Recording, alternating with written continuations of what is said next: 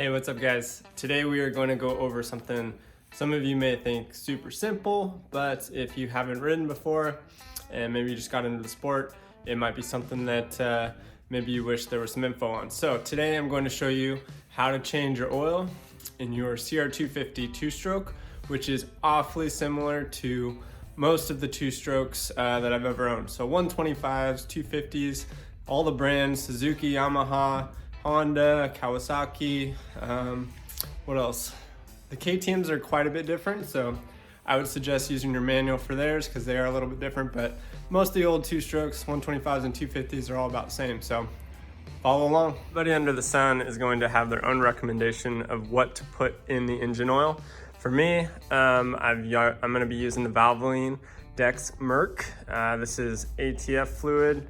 I change my oil every 2 hours or so, I'm not super worried about what goes in it as long as it has enough lubrication and viscosity for the motor. So this stuff is about, I don't know, I think it's like $5-6 for a liter, whereas you can get all the way up to like $15-20 for some brands. Another one that I highly recommend using is HP Trans Oil. I'll show you that in a sec. Here's HP Trans Oil. I ran this for years in my YZ250s and my Hondas and my RM, all two strokes, and I never had an issue with it as well.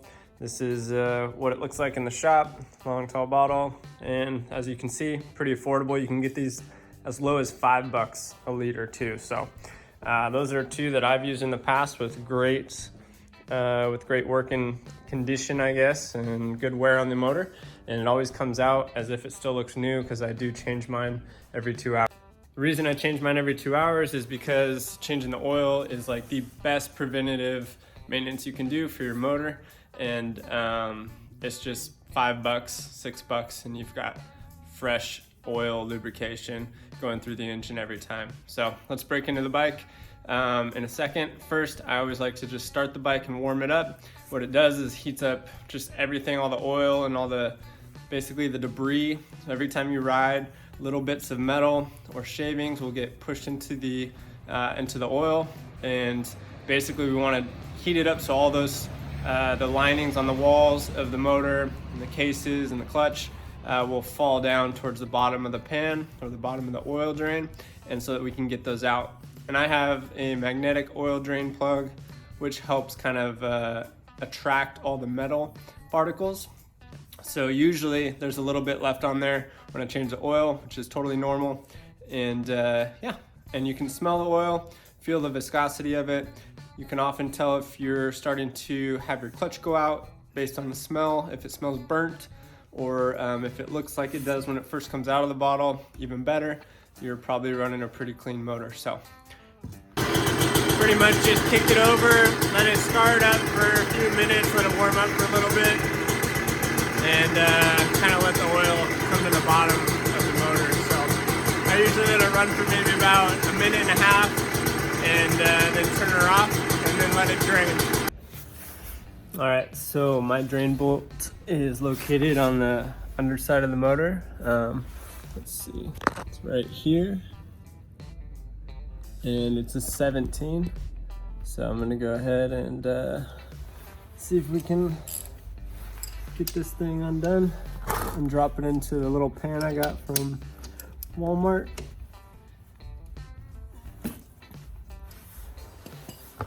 Always have a little rag nearby because stuff definitely kind of comes out quick.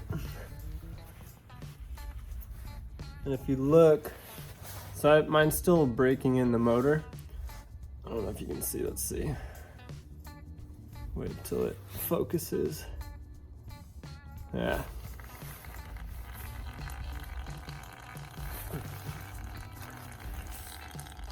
As you can see, the oil is a little bit brown, but it's still got the red tone from it being new. So it's actually not that bad. You can tell it's pretty clean. Doesn't smell burnt or anything either. And then if we look at, there's the top of the oil bolt. So I've got it with the magnetic tip on it. So let's see.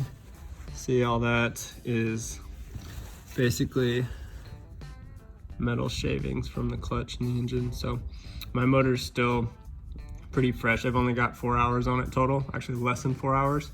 So it's still pretty typical to see remnants of little pieces of metal, but over time I want to see that dissipate as the motor's completely broken. Now there's crush washers on here too. You'll want to replace these as much as possible. So usually I order a pack from Honda through, Motorsport Outlet or whichever place you go through. You just get a packet of them, maybe get 15 or so. And then that way your seal's nice and tight every time you put the bolt back in. I'll usually let the bike drain a little bit. Obviously I'm not on perfectly flat ground with the bike, so a lot of times I'll kind of bring the bike, make sure it's all coming out properly. And I really just let it set until it's done running out of oil, so just down to the last drops. That way we get all the stuff out of there. In the meantime, we can go ahead and take the fill cap plug out. And sometimes, it helps let the stuff flow through a little easier, but not really necessary. And we'll let her continue to drain here for a few minutes. All right, so for the CR250, it takes 650 cc's of oil. I like to use the ratio rite. And I'll fill her up to 500 cc's. And then I'll pour that in the bike, and then I'll do 150 more in a separate pour. All right, now that it's been sitting actually for quite a while, about 10 minutes, I actually went in and grabbed a snack. So plenty of time for us to be letting her drain out. Put the bolt back in before we fill it up. And just wipe it down. Check your manual for exact torque specs, but just know that you don't want to tighten it too much or over tighten it, because the crush washer helps with having it nice and tight, and then that bolt is synonymous with stripping it out. So speaking from experience, when you go to fill it back up, I highly suggest getting a little funnel. I got this one from Napa Auto Parts for like $2, and it makes everything a whole lot easier.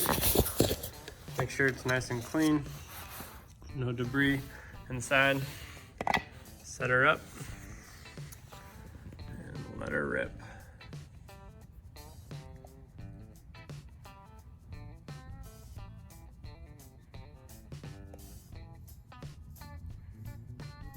Remember, I put 500 cc's in first, and then I still have another 150 to get to the 650 cc's.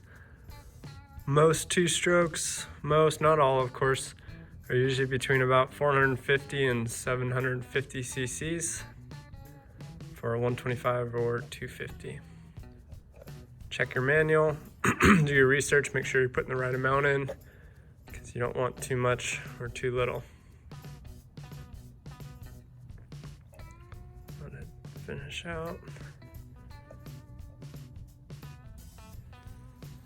and then I'll put the remaining 150 in, and we'll be good to go.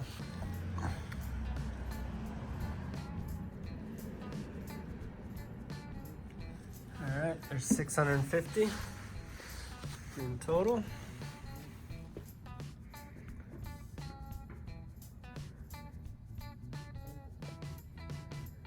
Easy enough. Let it drain out. Good to go. Put our cap back in. Of course, make sure all the debris, grease, and grime is cleaned up before you put it back on.